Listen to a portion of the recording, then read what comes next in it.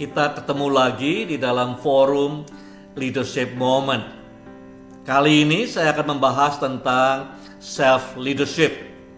Banyak dari kita pernah ikut seminar, training, kursus, bahkan sekolah, ambil gelar tentang leadership. Pada umumnya, di forum-forum seperti itu, kita belajar bagaimana memimpin orang lain.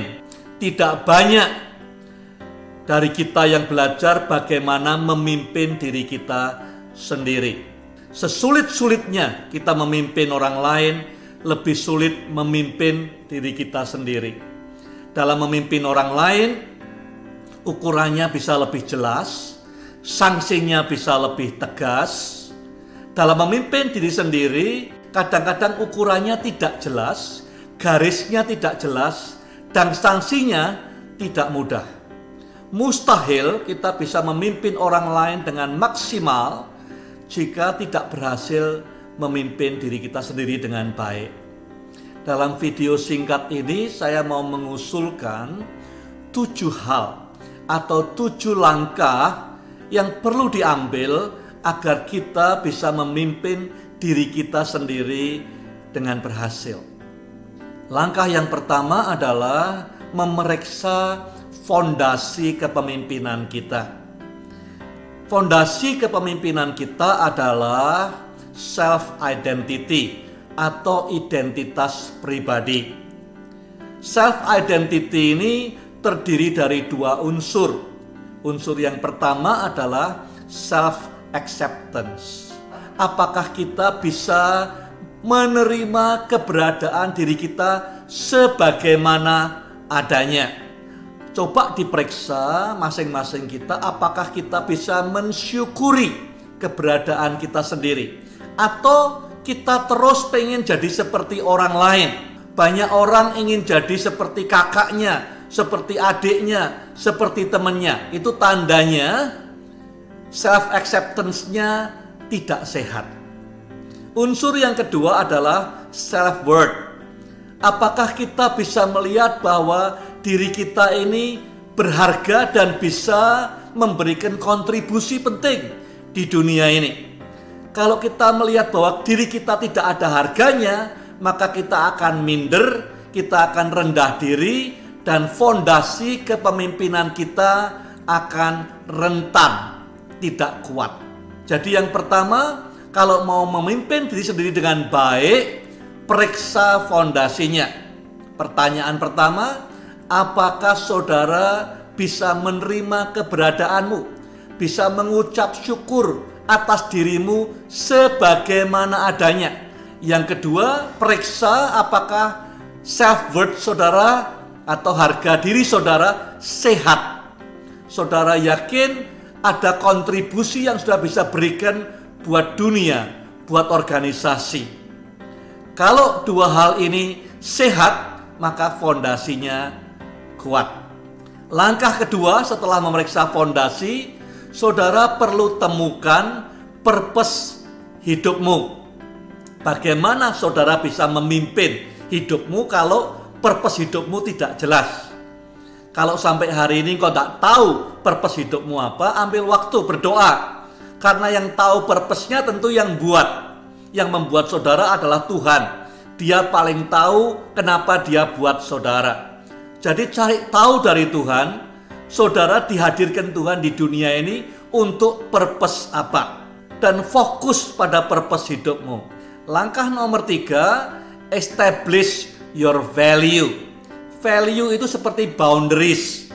Kalau kita main sepak bola, kita perlu tahu batasnya di mana semua. Supaya kita bisa menampilkan semua keterampilan kita menendang, menggiring bola, kita perlu tahu batasnya. Kalau kita tidak tahu batasnya, kita tidak bisa konsentrasi, takut kalau lewat batas. Dalam hidup kita sebagai pemimpin, value adalah batasan-batasan yang penting.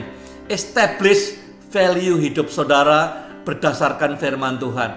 Yang penting tentu integritas, kekudusan hidup, keberanian, excellence. Langkah keempat, buat daftar aset yang Tuhan titipkan dalam saudara. Kita lahir telanjang tidak bawa apa-apa, kita mati juga tidak bawa apa-apa. Semua dalam hidup kita itu aset titipan Tuhan. Termasuk pengetahuan, termasuk keterampilan, termasuk waktu yang diberikan pada kita. Ditulis, dibuat listnya. Karena semua aset ini harus kita investasikan. Sebagai pemimpin, kita harus make sure bahwa tidak ada aset yang terbuang sia-sia.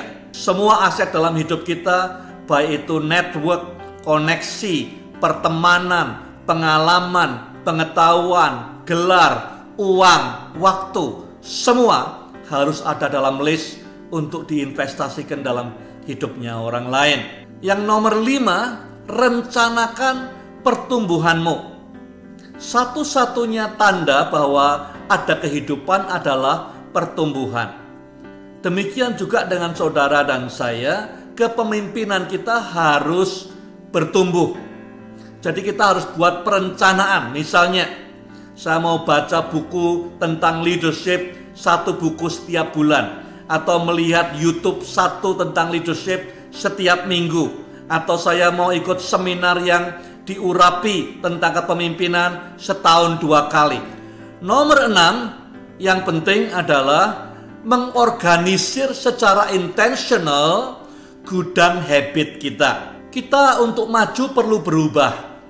Perubahan yang bakal terjadi dalam hidup kita hanya bisa terjadi kalau itu menjadi habit atau kebiasaan dalam hidup kita. Nah, kita harus memanage storage habit kita. Kalau kita ingin berubah, misalnya mulai sekarang saya mau tiap pagi berdoa 2 jam sebelum mengerjakan apa-apa.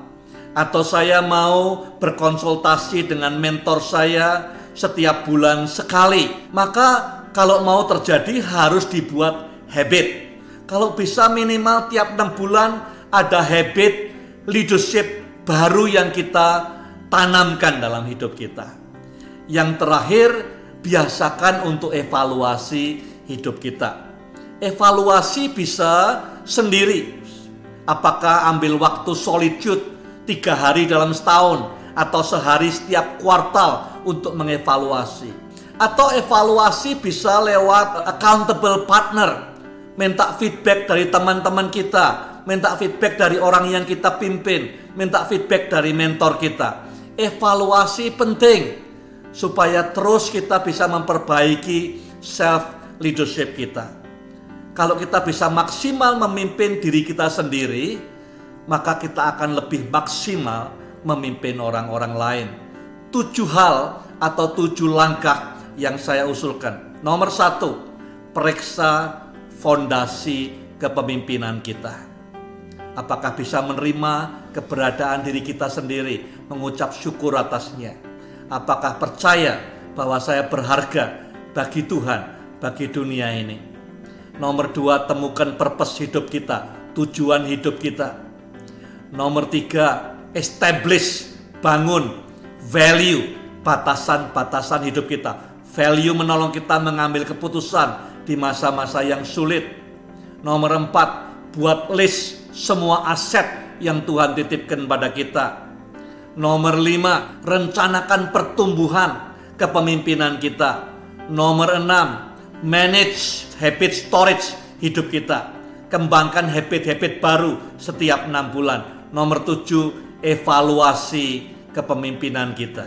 Jika saudara ada pertanyaan atau komentar, silahkan menulis email atau menulis komentar di media sosial ini. Jika saudara tertarik mempelajari topik-topik leadership seperti ini, silahkan subscribe di channel YouTube ini. Terima kasih.